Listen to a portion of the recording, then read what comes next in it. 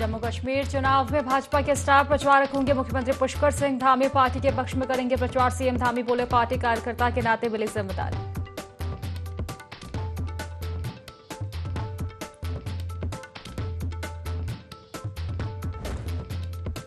भाजपा संगठन महापर्व का आगाज। मुख्यमंत्री पुष्कर सिंह धामी ने प्रथम सदस्य के रूप में ग्रहण की सदस्यता। कहा, भाजपा ने सदैव राष्ट्र प्रथम की भावना से किया काम।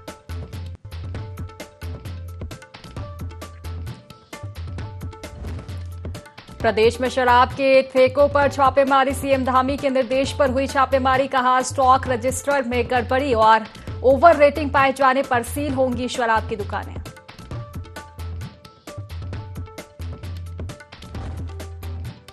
हरिद्वार में करोड़ों की डकैती के बाद राजनीतिक गलियारों में हलचल। सांसद त्रिवेंद्र रावत ने उठाए सवाल। कहा, पुलिस अगर सतर्क होती तो बदमाश पकड़े जाते।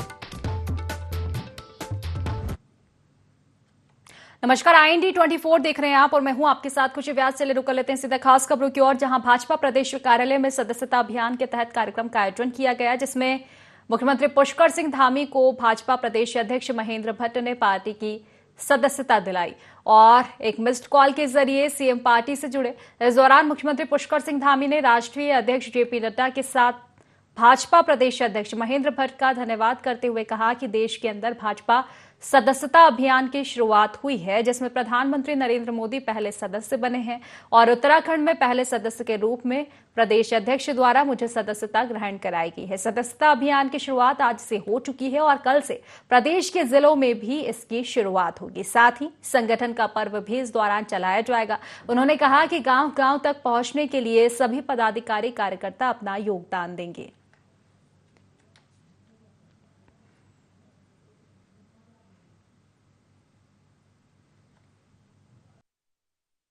सदस्यता अभियान का प्रारंभ हुआ है। माननीय प्रधानमंत्री नरेंद्र मोदी जी पहले सदस्य बने हैं और उत्तराखंड में मुझे आज प्रदेश अध्यक्ष जी ने पहले सदस्य के रूप में सदस्यता प्रदान की है। ये सदस्यता का अभियान हमारा आज से प्रदेश के अंदर प्रारंभ हो गया है। कल से जिलों में भी प्रारंभ होगा, पूरे प्रदेश के अंदर चलेगा और इसके साथ साथ हमारा संगठन पर्व भी चलेगा। जहां तक भी अभी हम नहीं पहुंचे हैं उन सभी लोगों तक हम पहुंचेंगे। उत्तराखंड जो देश का नए सदस्य बनाने का 10 करोड़ का लक्ष्य रखा है, उसमें अपनी बड़ी भागीदारी है। हमारे पहले सदस्य इस प्रदेश के यशस्वी मुख्यमंत्री, जिन्होंने राज्य के विकास के साथ साथ इसके डेमोक्रेसी को बनाए रखने में जो अपना महत्वपूर्ण योगदान दिया, वो हमारे सदस्य बने हैं। और मैं कह सकता हूँ कि उत्तराखंड का एक एक नागरिक जो मतदाता है, हमारा प्रयास है उस व्यक्ति तक हम पहुँचे और उसे पार्टी का सदस्य बनाए। जिन क्षेत्रों में कमजोर है वहाँ सदस्यता के अभियान गति को बढ़ाया जाएगा। हमारे सारे सांसद, विधायक, दायित्वधारी मंत्रीगणों के कार्यक्रम हमने कल से लगा दिए। बूथ का हर परिवार तक हमारा जाना हो, उसके लिए लिटरेचर भी हमारा छप चुका है, वो हम यथा समय कार्यकर्ता के माध्यम से। मुख्यमंत्री पुष्कर सिंह धामी ने अधिकारियों को राज्य की कानून व्यवस्था को बेहतर बनाने के निर्देश दिए हैं। सीएम धामी ने पत्रकारों से बातचीत में कहा कि बेहतर कानून व्यवस्था राज्य सरकार की प्राथमिकता है। महिलाओं की सुरक्षा और सशक्तिकरण पर सरकार प्राथमिकता के साथ काम कर रही है। इसके अलावा अधिकारियों को लव जिहाद और डेमोग्राफिक चेंज के मामले में उचित कार्रवाई के निर्देश दिए। आपको बता दें कि सोमवार को मुख्यमंत्री ने बैठक में अधिकारियों के पेच कसे। उन्होंने राज्य में अपराध की बढ़ती घटनाओं पर नाराजगी जताते हुए अपराधियों के विरुद्ध कड़ी कार्रवाई के निर्देश दिए।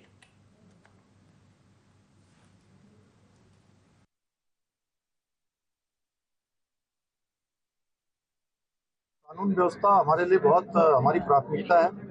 महिलाओं की सुरक्षा और सशक्तिकरण दोनों ही हमारी प्राथमिकता में रहा है और लव जिहाद और डेमोग्राफिक चेंज जैसे मुद्दे हैं, इन मुद्दों पर पूरी सक्रियता से और संवेदनशीलता से और त्वरित रूप से कार्रवाई करने के निर्देश दिए हैं। कहीं भी लव जिहाद या इस प्रकार की जो भी घटनाएं जहां भी आ रही है, वहां पर प्रशासन को, पुलिस को कहा गया है कि सख्ती से उस पर कठोरता से काम। मुख्यमंत्री पुष्कर सिंह धामी के निर्देश पर प्रशासन और आबकारी विभाग की टीम ने पूरे प्रदेश में 100 से ज्यादा अधिक शराब की दुकानों पर छापेमार अभियान चलाया। इस अभियान से ठेका संचालकों में हड़कंप की स्थिति बनी हुई है। लंबे समय से सीएम धामी को प्रदेश में शराब की दुकानों पर ओवर रेटिंग और प्रदेश के कई क्षेत्रों में शराब की तस्करी की शिकायतें मिल रही थी, जिस पर सीएम धामी ने प्रशासन और आबकारी विभाग को अभियान चलाते हुए इस पर अंकुश लगाने के निर्देश दिए हैं, जिस पर टीम ने पिथौरागढ़, अल्मोड़ा, नैनीताल, बागेश्वर, उधम सिंह नगर, चंपावत, हरिद्वार, देहरादून, टिहरी, उत्तरकाशी, चमोली, रुद्रप्रयाग और पौड़ी गढ़वाल जनपद में छापेमार कार्रवाई की। सीएम धामी के सख्त निर्देश हैं कि यदि दुकानों पर ओवर रेटिंग की शिकायतें सही मिलती है और स्टॉक और बिक्री रजिस्टर मेंटेन नहीं मिलता तो दुकानों को सील कर दिया जाए।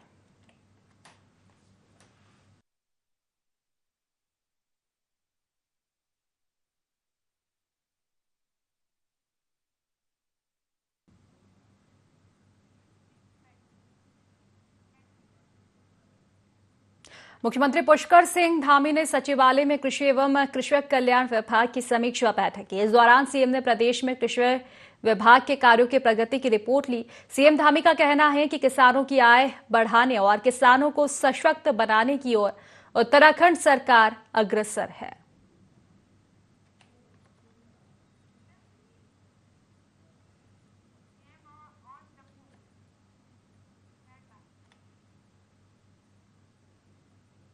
चलिए खबरों में आगे बढ़ेंगे, जहां मुख्यमंत्री पुष्कर सिंह धामी जम्मू कश्मीर में होने वाले विधानसभा चुनाव में भाजपा के लिए स्टार प्रचारक की भूमिका निभाएंगे। सीएम धामी का कहना है कि पार्टी के जहां भी चुनाव होते हैं वहां कार्यकर्ताओं को पार्टी प्रचारक के रूप में प्रचार प्रसार के लिए भेजती है। ऐसे में मुझे भी पार्टी कार्यकर्ता होने के नाते जम्मू कश्मीर में चुनाव प्रचार करने की जिम्मेदारी मिली है और जिन कार्यक्रम को पार्टी तय करेगी उनके तहत प्रतिभाग करूंगा। आपको बता दें कि भाजपा राष्ट्रीय महामंत्री तरुण चुघ ने पत्र भेजकर सीएम से 3 दिन के लिए जम्मू कश्मीर में प्रचार करने का अनुरोध किया है।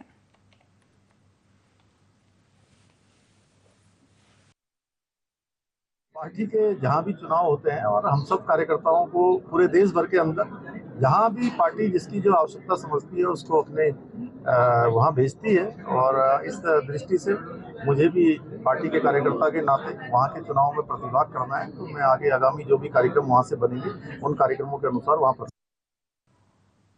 तो लोहाघाट उप जिला चिकित्सालय की दिनों दिन बिगड़ती स्वास्थ्य व्यवस्थाओं को लेकर कांग्रेस कार्यकर्ताओं ने आक्रोश जताते हुए धरना दिया। कांग्रेस कार्यकर्ताओं का कहना है कि अस्पताल की व्यवस्थाओं में सुधार लाने और विशेषज्ञ चिकित्सकों की तैनाती की मांग की जा रही है। कांग्रेस नेताओं ने कहा कि भाजपा शासन में अस्पताल में लोगों को इलाज कराने के लिए धरने पर बैठना पड़ता है। अस्पताल रेफर केंद्र बन चुका है। रेडियोलॉजिस्ट मौजूद होने के बाद भी मरीज को हफ्ते में सिर्फ 3 दिन अल्ट्रासाउंड की सेवा मिल पा रही है। क्षेत्र की जनता लचर स्वास्थ्य व्यवस्थाओं से परेशान है। इलाज के लिए उन्हें बाहर के अस्पतालों के धक्के खाने पड़ रहे हैं।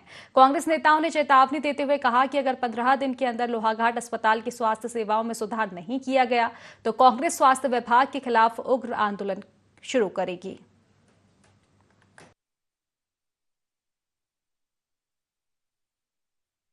जो ये लोहाघाट का एकमात्र उप चिकित्सालय है, इस लोहाघाट और पूरे 3 ब्लॉकों का यहाँ पर बहुत सारी जनसंख्या इस पर डिपेंड है। हमारी जो मांग थी विशेषज्ञ चिकित्सकों को यहाँ पे तैनाती की जाए करके, आज तक बहुत लंबे समय से थी, आज तक इसकी यहाँ पे नियुक्ति नहीं हो पाई। एक भी फिजिशियन इवन देन हमें छोटा सा भी तकलीफ होता है तो इस सेंटर से दूसरी जगह रेफर किया जाता है। 15 दिन का हमने समय दे रखा है सरकार को। यदि 15 दिन के अंदर ये चीजें नहीं हुई तो हम यहाँ पे कर्मिक अनशन, धरना प्रदर्शन, चक्का जाम, सारी चीजें जो पब्लिक की तरफ से हो सकते हैं वो करने के लिए मजबूर होंगे। तो यही कहना है कि इतनी लापरवाही इस शासन की है, शासन प्रशासन की, जो कि जनता के दर्द बिल्कुल देख ही नहीं रही। आज जनता इतनी परेशान है, गांव क्षेत्र से इतनी व्यवस्था करके यहाँ पहुँचती है इसी आशा से कि हम अपने बच्चों की, अपने बीवी बच्चों की जान बचाएं या अपनी जान बचाएं, लेकिन यहाँ आने के बाद उन्हें कोई संतुष्टि नहीं मिल पाती। मांग यही है कि पूरी तरह अच्छे जो जैसे चाइल्ड स्पेशलिस्ट हैं और जो भी हैं कोई डॉक्टर, सारे विशेषज्ञ लोग यहाँ पर तैनात होने चाहिए। ये जो अव्यवस्थाएं इस चिकित्सालय में पिछले कई वर्षों से चल होती आ रही है तो इसका तुरंत निदान किए जाने के लेकर हम लोग यहाँ पर आज धरने पर बैठे हुए हैं। नगर कांग्रेस कमेटी के तत्वाधान में इस कार्यक्रम को हम लोग आयोजित कर रहे हैं और ऐसी जरूरत आन पड़ी तो हम लोग 15 दिन के बाद पुनः इस धरने में बैठेंगे। हमारी मांगों को तुरंत स्वीकार नहीं किया गया, विशेषज्ञ चिकित्सकों की तैनाती यहाँ पर नहीं की गई तो हम लोग यहाँ पर 15 दिन के बाद तुरंत धरने पर बैठेंगे। सरकार को सचेत करना चाहते हैं कि ऐसी अगर ये 3 ब्लॉकों को संचालित करने वाला ये हमारा चिकित्सालय है, इसकी अनदेखी की तो भविष्य में इसके परिणाम बुरे। तो भारतीय जनता पार्टी ने अपना सदस्यता अभियान उत्तराखंड में शुरू कर दिया है। इसको लेकर कांग्रेस ने भाजपा पर तंज कसते हुए कहा कि भाजपा को दूर दूर तक कोई भी कार्यकर्ता नहीं मिल रहा है, इसीलिए भाजपा स्वयं सदस्यता अभियान चला रही है और उनके नेता और विधायक जो पहले से ही भाजपा के सदस्य हैं खुद ही सदस्य बन रहे हैं। सरकार ने जनता के हितों के लिए कोई कार्य नहीं किया, इसीलिए भाजपा को सदस्यता अभियान चलाने की जरूरत पड़ रही है।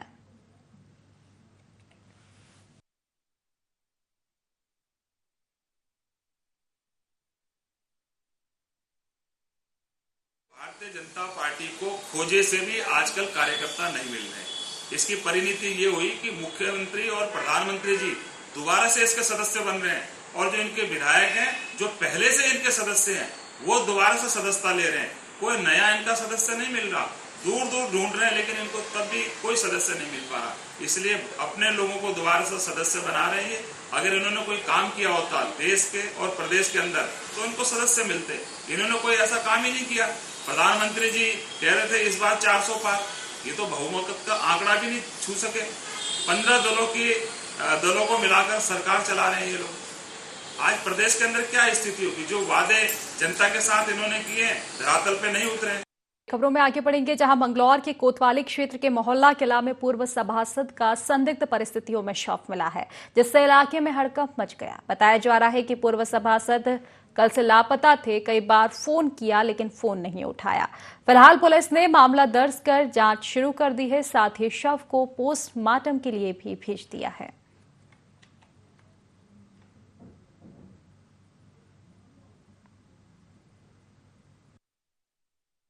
112 के माध्यम से सूचना मिली थी कि नसीम नामक व्यक्ति की एक डेड बॉडी मिली है जिनकी उम्र 61 वर्ष है।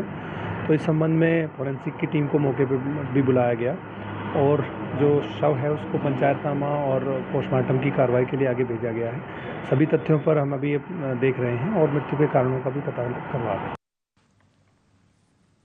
तो पूर्व कैबिनेट मंत्री हरक सिंह रावत से ईडी ने करीब 12.5 घंटे लंबी पूछताछ की। आपको बता दें कि पाखरो टाइगर सफारी घपले के मामले में पूर्व वन मंत्री हरक सिंह रावत तीसरे नोटिस पर प्रवर्तन निदेशालय के सामने पेश हुए थे। मामले को लेकर भाजपा प्रदेश अध्यक्ष महेंद्र भट्ट ने कहा कि ईडी एक जांच एजेंसी है। मैं हरक सिंह रावत का धन्यवाद करता हूं कि वह ईडी की पूछताछ में कोऑपरेट कर रहे हैं। उन्होंने कहा कि उनके द्वारा स्वयं ही जांच एजेंसी की मांग की गई थी। उनकी मांग के आधार पर ही एजेंसी जांच कर रही है।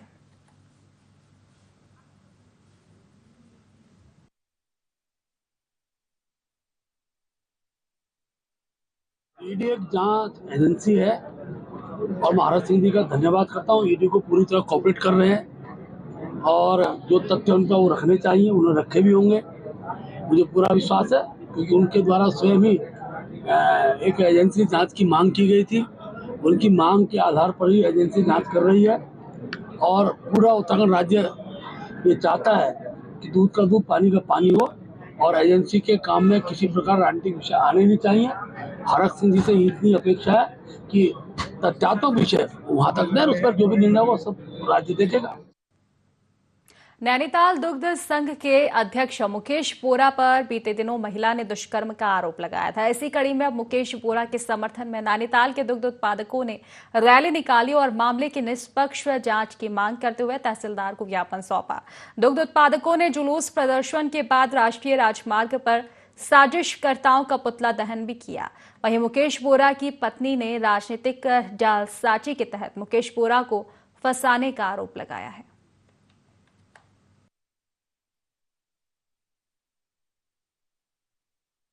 जो आज अखबारों में छाई है उसमें करनी चाहिए। ये तो गलत है, इसमें उनके पास बात है, इसमें उनकी अच्छी छवि है, तो छवि को धूमिल करने के लिए राजनीति भी और अन्य दुग्ध जो भी है कहते हैं कि आंचल राजा बन गया, ये महान हो गए, तो इनको डाउन करने के लिए किया जा रहा है। उस औरत को पैसे दिए जा रहे हैं हर तरफ से और वो जो महिलाएं घर में घास घास काट के मेहनत करके यहाँ पर आई है और वो दूध के पैसों का इस्तेमाल कर रहे हैं, बिल्कुल उनका फंड नहीं मिल रहा। तो जानबूझकर जालसाज द्वारा फंसाया गया है, उनका निष्पक्ष फंसाया गया है। जिन लोगों ने फंसाया है उन लोगों के प्रति जांच की जाए। मुझे निर्णय पे पूरा भरोसा है और पुलिस प्रशासन पे पूरा भरोसा है, क्योंकि निष्पक्ष जांच होगी, दूध का दूध पानी का पानी हो जाएगा। क्योंकि एक दुग्ध उत्पादक आज सब जो दूध उम्र की आई है, दुग्ध उत्पादक की आई है, आज से नहीं बचपन से जानते हैं योगेश महाराज जी को बचपन से जानते हैं, जब किसी के प्रति ऐसा व्यवहार नहीं था, अब आज पता नहीं क्यों किसी षड्यंत्र के तहत वो इनको फंसाया जा रहा है। उसकी निष्पक्ष जांच होनी चाहिए, हमारी यही उम्मीद है। कल जो हमारे नैनीताल विद्युत उत्पादन संघ के अध्यक्ष हैं, उनके विरुद्ध एक महिला उत्पीड़न में मुकदमा दर्ज हुआ है। IPC की धारा 376 और 506 के तहत मुकदमा दर्ज हुआ है। इसके क्रम में आज हमारे काफ़ी मात्रा में जो विद्युत उत्पादक यहाँ पे मौजूद हुए हैं, नैनीताल के अलग अलग क्षेत्रों से यहाँ पर पहुँचे हुए हैं और उनके द्वारा इसमें निष्पक्ष जाँच की मांग की गई है। इसके क्रम में उनके द्वारा एक ज्ञापन प्रस्तुत किया गया है, जो जिलाधिकारी महोदय को प्रेषित किया है। लोहाघाट उप जिला चिकित्सालय में स्वास्थ्य व्यवस्थाएं दिनों दिन बदहाल होती जा रही है। विशेषज्ञ चिकित्सकों की कमी और मरीजों चिकित्सकों के बीच होती तनातनी और अस्पताल की व्यवस्था में सुधार लाने जैसे कई मुद्दों को लेकर व्यापारियों की उप जिला चिकित्सालय के चिकित्सा अधिकारियों के साथ महत्वपूर्ण बैठक हुई। बैठक में अस्पताल की व्यवस्था में सुधार लाने, विशेषज्ञ चिकित्सकों की कमी को दूर करने, मरीजों को बेहतर स्वास्थ्य सुविधा देने और महिला चिकित्सा स्टाफ को सुरक्षा देने जैसे महत्वपूर्ण बिंदुओं पर चर्चा की गई।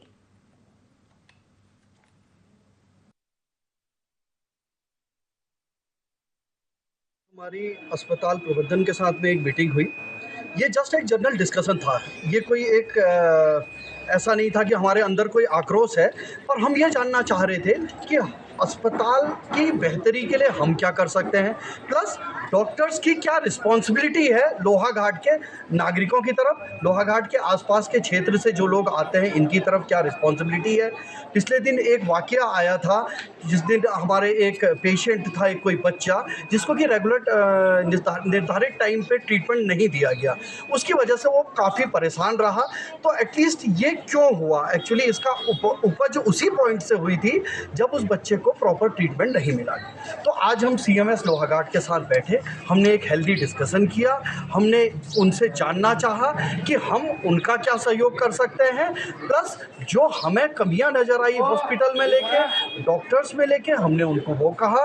और एक अगली मीटिंग हमने CMO चंपावत के साथ एक प्लान की है। जल्दी ही उस मीटिंग में हम लोग जो आज हमें कमियां नज़र आई, उस मीटिंग में CMO चंपावत के साथ हम डिस्कस करेंगे। परसों की घटना तो वही अंदर डिस्कस ही हो रहा था, इस बारे में दोनों पक्ष अपने अपने राय रख रहे थे कि क्या हुआ एक्चुअली घटना, और तो जो आए हैं वो मैटर को सुन ही रहे थे, तो अब वही बताएंगे कि क्या मेनली तो ये मिसअंडरस्टैंडिंग ही हुआ है। अब उसको आपसी सहयोग से ही सुधारा जा सकता है, इसको ज़्यादा बढ़ाने से तो आगे डॉक्टर स्टाफ सबके मन में जागरूक मतलब एक भावना रहती है कि हम यहाँ ऐसे काम करेंगे, हमें गाली मिलेगा, हमें डराना धमकाना, इस टाइप की चीज़ें नहीं होना चाहिए दोनों पक्ष की। मैं भी ये डॉक्टर से स्टाफ से भी ये रिक्वेस्ट करूँगी कि वो भी आने वाले जो पेशेंट आते हैं उनके साथ अच्छी व्यवहार करें, अपने व्यवहार से ही अपनी हॉस्पिटल की छवि को अच्छा करें। खटीमा विधानसभा क्षेत्र के मेलाघाट क्षेत्र से लगी भारत नेपाल सीमा पर तैनात सीमा सुरक्षा बल के अधिकारियों के साथ स्थानीय पुलिस विभाग, वन विभाग और राजस्व विभाग की संयुक्त टीम ने केंद्र सरकार द्वारा जारी निर्देशों के अनुसार सीमा क्षेत्र में हुए अतिक्रमण का सर्वे शुरू कर दिया है। तहसीलदार हिमांशु जोशी ने जानकारी देते हुए बताया कि भारत नेपाल सीमा पर तैनात सीमा सुरक्षा बल, पुलिस विभाग, वन विभाग और राजस्व विभाग की संयुक्त टीम के द्वारा सीमा क्षेत्र में नोमैन्स लैंड 0 किलोमीटर से लेकर 15 किलोमीटर के अंतर्गत हुए अतिक्रमण को चिन्हित करने का कार्य किया जा रहा है, जिसकी रिपोर्ट उच्चाधिकारियों को भेजी जाएगी। इसके बाद प्राप्त होने वाले निर्देशों के अनुसार अतिक्रमण को हटाने की कार्रवाई शुरू की जाएगी। इस दौरान सीमा पर तैनात सुरक्षा एजेंसियों के अधिकारियों के साथ वन क्षेत्र अधिकारी महेश जोशी, तहसीलदार हिमांशु जोशी, पटवारी कुलविंदर सिंह और अन्य विभागीय कर्मचारी उपस्थित रहे।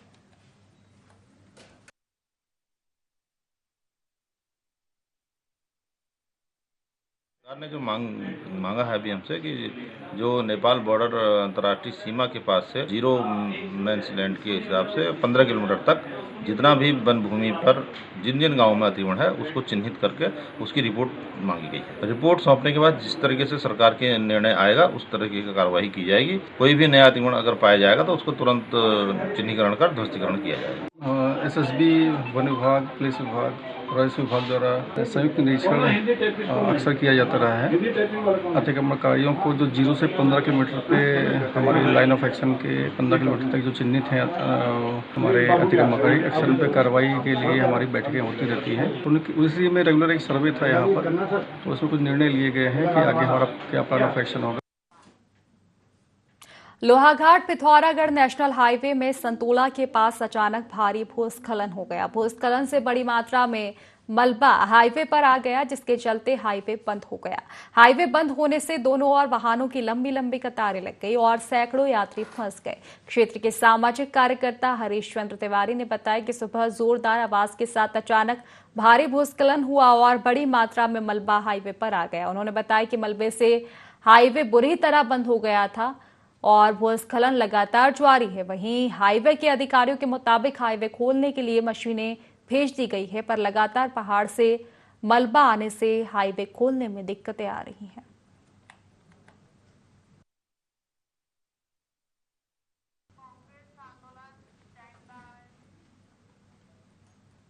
नैनीताल के रामनगर में कांग्रेस कार्यालय में कार्यकर्ताओं ने उत्तराखंड के शहीद आंदोलनकारी के फोटो पर पुष्पांजलि अर्पित की और मौन धारण किया। आंदोलनकारी के बलिदान को याद करते हुए कांग्रेसी नेताओं की आंखें नम हुई। इस मौके पर कांग्रेसी नेता रणजीत सिंह रावत ने कहा कि जिस उद्देश्य से उत्तराखंड को नए राज्य और नई पहचान बनाने के लिए उत्तराखंड के आंदोलनकारियों ने अपने प्राणों की आहुति दी, वह उम्मीद अभी तक उत्तराखंड में पूरी नहीं हो पाई। उत्तराखंड के गठन के बाद हमने ढांचागत विकास तो किया, लेकिन उत्तराखंड के कुछ हिस्से मूलभूत सुविधाओं से वंचित है। पलायन उत्तराखंड के लिए अभिशाप बना हुआ है। पहाड़ों पर मेडिकल सुविधा नहीं है। इसके साथ ही उन्होंने कई बातें कही।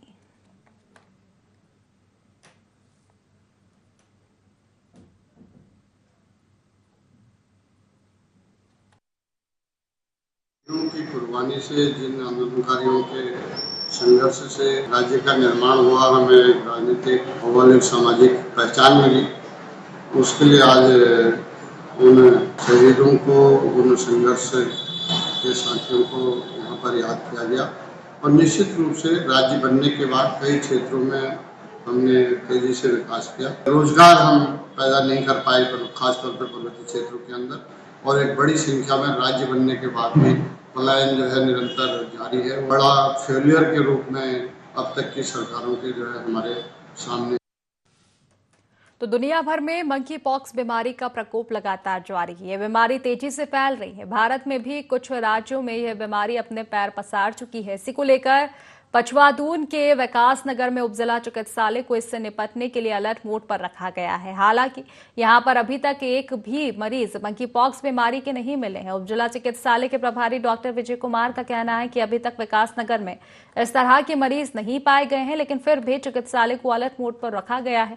उन्होंने कहा कि इस बीमारी में मरीज को शुरुआती दौर में तेज बुखार और साथ ही शरीर में फुंसियां निकलती है। यदि किसी व्यक्ति में ऐसे लक्षण दिखाई दे तो वह तुरंत अपने आपको परिवार के अन्य सदस्यों से अलग कर लें और नजदीकी अस्पताल में अपना उपचार करवाएं।